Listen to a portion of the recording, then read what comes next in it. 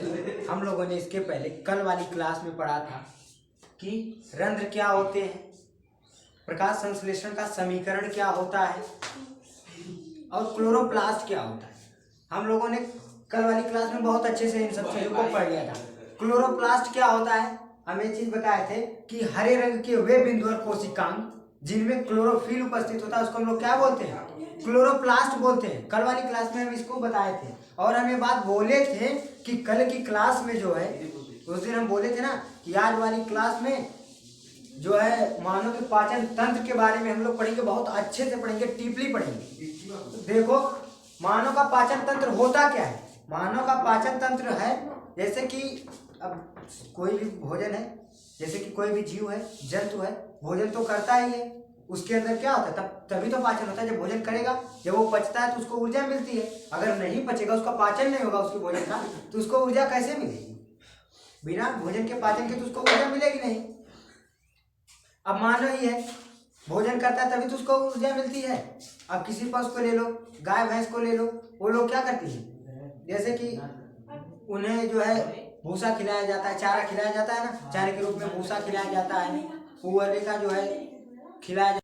ठीक, तो होता है वो लोग मतलब चारे के रूप में हम लोग ये चीजें खिलाते हैं उनको, जिसके बाद उनका वो खाने के बाद ही उनका डायरेक्ट भोजन का पाचन नहीं हो जाता है।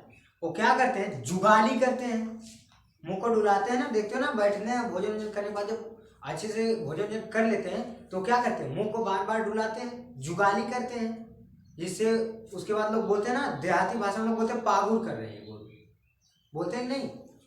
तो इस तरह से उनके अंदर क्या होता है, भोजन का पाचन होता है। उसी तरह से मानव के अंदर तो मानव तो जुगाली करता नहीं है कि जुगाली करके अपना भोजन पचाए। तो मानव के अंदर भी कुछ ऐसे तंत्र होते हैं, कुछ सिस्टम होते हैं जो क्या करते हैं, भोजन का पाचन करते हैं। तो मानव का पाचन तंत्र, उसके बारे में पढ़ेंगे। तो पाचन तंत्र हम लोग, मानव का पाचन तंत्र किसको कहेंगे, तो वह प्रक्रिया जिसके द्वारा जटिल भोज्य पदार्थ, ऐसी क्रिया होगी जिसके द्वारा जटिल भोज्य पदार्थ, जैसे कि बहुत जटिल जटिल भोज्य पदार्थ खाते हो, चावल को खाते हो, रोटी को खाते हो जो है, और नहीं तो बहुत लोग जैसे क्या होता है, मान लो मुर्गा उर्गा खाते हैं जिसका मांस बहुत जटिल होता है, जैसे कि उसमें तो मान लो कई चीजें ऐसी होती हैं कि नॉर्मली होती हैं, लेकिन कई चीजें ऐसी होती हैं कि बहुत जटिल होती हैं। तो ऐसे जटिल भोज्य पदार्थों का जब पाचन होता है ना, तो इसी प्रक्रिया को हम लोग क्या कहेंगे, जब वो पाचन कर दिया जाएगा, जब वो शरीर के उपयोग में लाया जा सकेगा, इस काम के हिसाब का बना दिया जाएगा, तो इस प्रक्रिया को हम लोग कहेंगे पाचन तंत्र। ठीक, यही क्रिया है जो मानव के अंदर क्या पाचन तंत्र का कार्य करती है। बट हाँ, ये ध्यान देना कि मुर्गे का मांस उस शरीर के अंदर पचता नहीं है, ये बात ध्यान देना।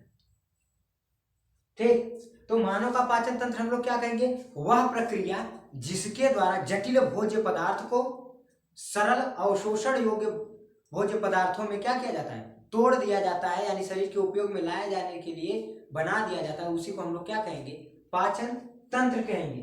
ठीक, तो पाचन तंत्र की थ्योरी देखो बना दी गई है कि वह प्रक्रिया जिसके द्वारा जटिल भोज्य पदार्थ को सरल अवशोषण योग्य पदार्थों में बदला जाता है ताकि वे शरीर द्वारा उपयोग में लाया जा सके, पाचन कहलाता है। ठीक, पाचन कहलाएगा जब भोजन को खाते हो तो क्या करते हो, पहले मुंह में डालते हो, मुंह में डाल कर चबाते हो, उसके बाद वो क्या करता है, कई तंत्रों से होकर के गुजरता है, वो कई तंत्रों से होकर के गुजरता है, जो है जाकर के पेट में जाता है, हमारे पेट से जाने के बाद और एक छोटी आंत होती है उसमें जाता है, उसके बाद बड़ी आंत में जाती है, बड़ी आंत में जाने के बाद मलाशय में जाता है, मलाशय में जाने के बाद गुदा में जाता है, उसके बाद तब वो शरीर से बाहर आ जाता है बहिक्षेपण की प्रक्रिया के द्वारा। ठीक, तो भोजन का पाचन हो गया। उसके बाद नोट के हिसाब से हम लोग देखेंगे कि वह अंग तंत्र, नोट में एक चीज इंपॉर्टेंट और भी है कि वह अंग तंत्र जो पाचन क्रिया से संबंधित होता है पाचन तंत्र कहलाता है। ऐसा अंग तंत्र जो भोजन के पाचन में क्या करेगा, मदद करेगा, सहायक होगा, वही हमारा क्या कहलाएगा, पाचन तंत्र कहलाएगा। इससे हमारे भोजन के पाचन तंत्र से संबंधित जो है दो जो है चीजें हैं जो हमारे भोजन का पाचन करते हैं, एक तो है आहार नाल, दूसरी है हमारी पाचन ग्रंथियां। आहार नाल के कई भाग होते हैं और पाचन ग्रंथियों के भी कई भाग होते हैं, लेकिन हम लोगों को जो है हमारे सिलेबस के हिसाब से इस चीज को पढ़ना है इसे हमें नहीं पढ़ना है, इसके बारे में हमें कुछ भी नहीं पढ़ना है, बस हमें इसके बारे में पढ़ना है। ठीक, तो आप लोगों को अगर थ्योरी बनानी हो तो स्क्रीनशॉट ले लीजिए। उसके बाद हम बताते हैं आहार नाल क्या होता है। हमारी अगली हेडिंग होगी आहार नाल।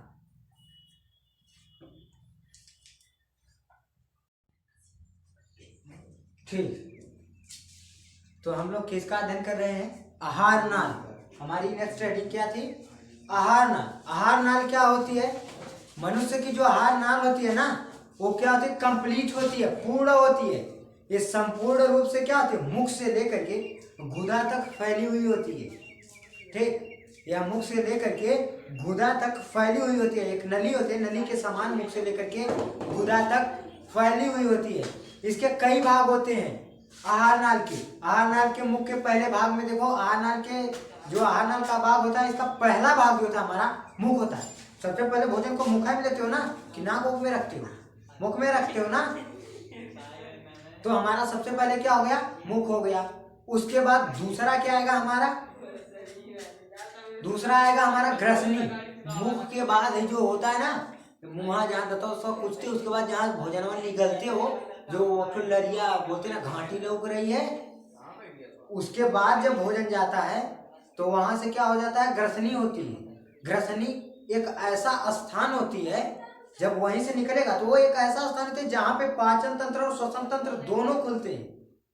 मतलब कि जो हमारे लंग्स होते हैं ना, उनकी भी नलिकाएं वहीं पे होती हैं। और जो हमारा आमाशय होता है, यानी पेट, पेट से जो नली हमारी जुड़ी होती है, वो भी उसी स्थान पे होती है। दोनों नलिकाएं हमारी एक ही स्थान पे होती हैं, एक ही साथ जुड़ी होती है। तो एक ऐसा स्थान होता है कि जहाँ पे क्या होता है?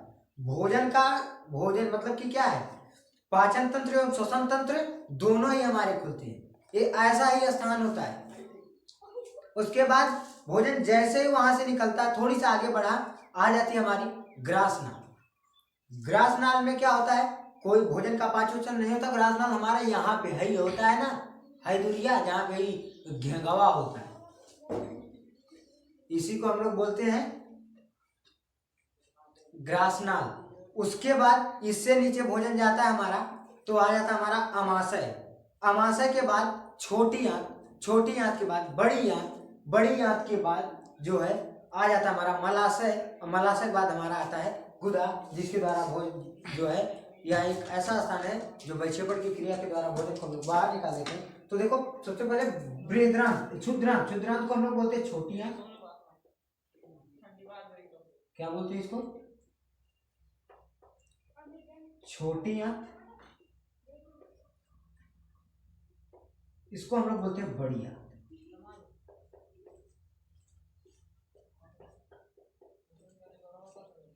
बड़ी आंत। ठीक, तो ये चीज देख लो। थ्योरी के हिसाब से मनुष्य की आहार नाल पूर्ण होती है। यह मुख से लेकर के गुदा तक एक नली के समान फैली हुई होती है। जैसे पानी कोई बिछाते हो ना खेत में सींचने के लिए, उसी के समान ये भी क्या होती है? फैली हुई होती है। इसको निम्नलिखित भागों में बांटते हैं। नंबर 1 मुख, ग्रसनी, ग्रासनाल, आमाशय, क्षुद्रांत, बृहद्रांत, मलाशय, गुदा। क्षुद्रांत को छोटी आंत, बृहद्रांत को बड़ी आंत हम लोग बोलते हैं। ठीक, अब हम लोग इसके बाद चित्र देखने जा रहे हैं। देखो, चित्र जाने दो, चित्र रहने दो, नहीं तो चित्र चलो बता ही दे रहे हैं तुम लोगों को कि आहार नाल का चित्र कैसे बनता है। ठीक, तो इसकी थ्योरी बनानी हो तो स्क्रीनशॉट ले लो। इसके बाद हम चित्र बना करके दिखा रहे हैं कि मानव के आहार नाल का चित्र कैसे बनता है। ठीक, ओके, ले लिए स्क्रीनशॉट। चलो देखते हैं हम लोग मानव के आहार नाल का स्ट्रक्चर। ओके, ठीक है। देखो, ये हमारे यानी ये मानव शरीर का जो पाचन तंत्र का पूरा स्ट्रक्चर है, पाचन तंत्र का चित्र है। इस पाचन तंत्र के चित्र में कौन सा अंग कहां पर होता है, हम अब आप लोगों को बता रहे हैं। ठीक, यह देखो, हम लोगों का यह जो है ना, यह है हम लोगों का मुख गुहा।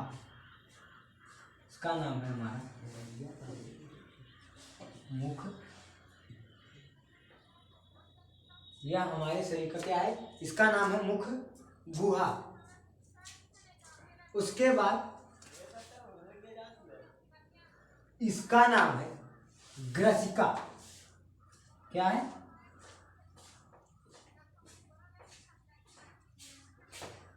ग्रसिका। यह हमारा है ग्रास, यह हमारा अमाशय है। क्या है,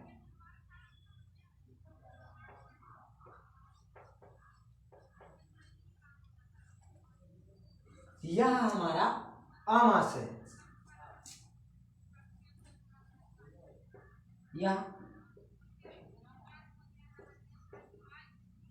अग्नाशय है।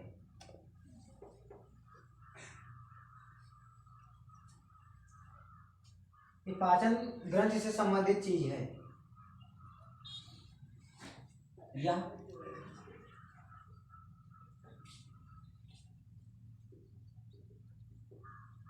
विद्रांत यानी कि बड़ी आंत।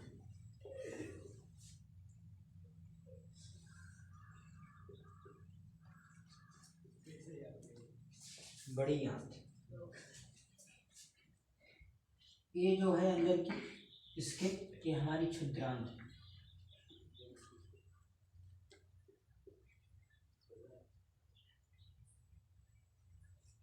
यानी कि छोटी आंत।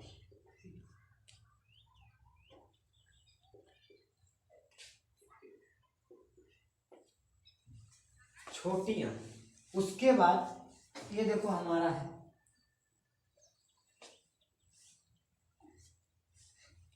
गुदा।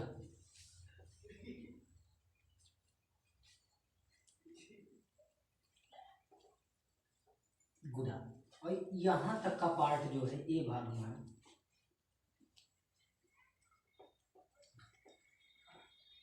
मलाशय। ठीक, तो ये तो हो गए जो है। हाँ, यहाँ पे 3, यह हमारा क्षुद्रांत है, यह मलाशय है, यहाँ पर होता है। उसके बाद यहाँ पे हमारी गुदा आती है। ये चीज देखो, इसमें छूट गया हमारा। यहाँ पे हमारी जो होती है क्या, ग्रसनी होती है हमारी। यहाँ पे इस स्थान में क्या होती है, ये जो ग्रसिका है, ग्रसिका का अर्थ हमारा जो है यहाँ ग्रासनाल से, ये ध्यान देना, इसका मतलब हमारा ग्रासनाल से है। और यहाँ पे हमारी होती है ग्रसनी। ठीक, ये जो चीज दिखाई दे रही है ना, इसका नाम डायाफ्राम होता है। डायाफ्राम,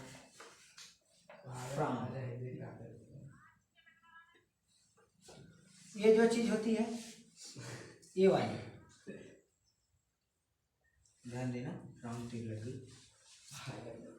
ये वाला अंदर का जो होता है उसके, इसके अंदर का, इसका नाम होता है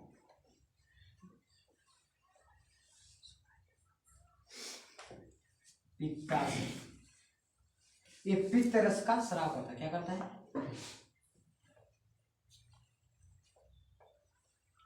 पित्त रस का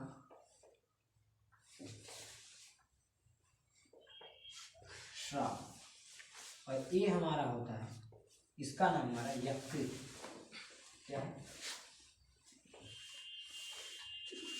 यकृत। ये हमारा यकृत है, ये हमारा पित्त रस का स्राव करने वाला, यानी ये हमारा इसके अंदर का जो होता है पित्ताशय होता है। और ये हमारा डायाफ्राम होता है। डायाफ्राम क्या होता है, डायाफ्राम जो होता है ना, ये इस पे हमारे लंग्स जो होते हैं टिके हुए होते हैं। ये लंग्स को हमारे बैलेंस करता है। इसके आगे जब श्वसन तंत्र पढ़ाया जाएगा, जब श्वसन तंत्र पढ़ाएंगे तो श्वसन तंत्र में बताएंगे कि डायाफ्राम होता क्या है, इसका कार्य क्या होता है, काम क्या करता है, ये कैसे किस प्रकार से लंग्स इस पर रुके हुए होते हैं, ये चीज हम बताएंगे जब श्वसन तंत्र पढ़ाएंगे। तो आज की क्लास के लिए बस इतना ही। ये चित्र अगर आप बनाना चाहते हैं तो इसके लिए स्क्रीनशॉट मार लीजिए। ठीक है, ओके। तो आज के लिए बस इतना ही। बने रहिए जो है हमारे चैनल के साथ, और प्लीज़ वीडियो को देखने के बाद लाइक और सब्सक्राइब जरूर करें। तो बने रहिए हमारे चैनल के साथ। कल की वीडियो में हम लोग देखेंगे कि जो है मुख क्या होता है, ग्रसनी क्या होती है, ग्रसिका क्या होता है, यानी कि ग्रासनाल क्या होती है, अमाशय, अग्न्याशय, क्षुद्रंत, बृहद्रंत और मलाशय, उदार। इतनी चीजें हैं। मान लो कल की क्लास में हम लोग अमाशय तक देख सकते हैं। अमाशय तक का टॉपिक हम लोग कल की क्लास में कवर करेंगे, तो बने रहिए कल की क्लास के। ओके।